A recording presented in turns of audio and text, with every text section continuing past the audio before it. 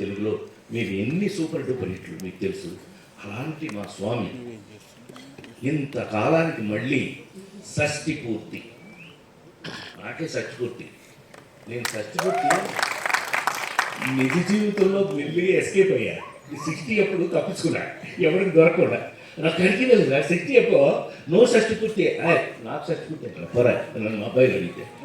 చివరికి చూస్తే ఏంటంటే ఈ పవను ఈ రూపేష్ నన్ను వదల. చివరికి తెలుగు సంస్కృతి సంప్రదాయాలు ఉట్టిపడేటట్టుగా అద్భుతంగా కీరవాణి గారు పాట రాశారంటే మీకు అర్థమైపోవట్లే ఆ సినిమా ఎట్లా ఉంటుంది. ఎంత ఆశ్చర్యం వేసిన మాకు ఆయన తీసుకెళ్ళి. మీకు కీరవాణి గారికి మాకు అటాచ్మెంట్ ఏంటో తెలుసా?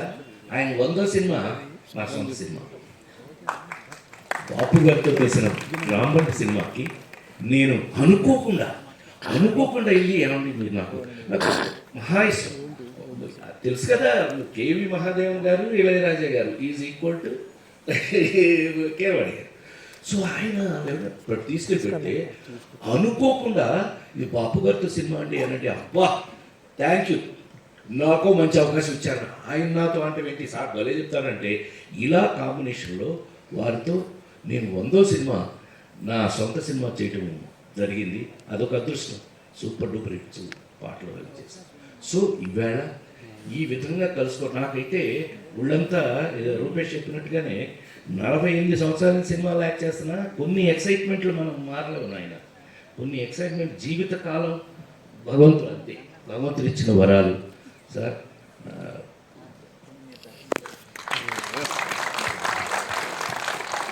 నిజంగా ఆయన ఎంత బాగా నా సినిమా అనేటప్పటికల్లా చెట్టు కింద ప్లేటర్లు మీరు ఎన్నో చూశారు, ఇంకా నేను దాని గురించి చెప్పాల్సిన అవసరం లేదు.